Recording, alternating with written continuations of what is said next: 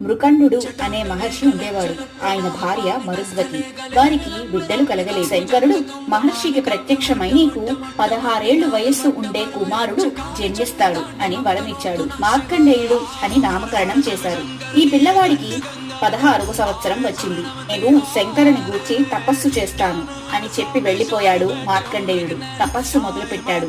యమధర్మరాజు ఎవడాపగలడు? వాడి ప్రాణాలు తీయవలసిన సమయం వచ్చినప్పుడు తీసేయడం నా ధర్మం. తన చేతులలో మెరిసిపోతున్న యమపాసం పైకి తీసి విసిరి ఉరి బిగుసుకుంటోంది. ఒక పక్క పాసం కంఠానికి ఉరుసుకుంటుంటే శివలింగాన్ని కౌగిలించుకున్నాడు. చంద్రశేఖర అష్టకం మొదలు పెట్టాడు. ఒక్కసారిగా శివలింగం ఫెడల్లన పేలిపోయింది. శంకరుడు ఆవిర్భవించి తన ఎడమకాలి పాదంతో యమధర్మరాజు వక్షస్థలం మీద ఒక్క తన్ను తన్నేటప్పటికి యముడు నేల మీద పడిపోయాడు. తన చేతిలోని త్రిశూలంతో ఒక్క పోటు పొడిస్తే యముడు మరణించాడు.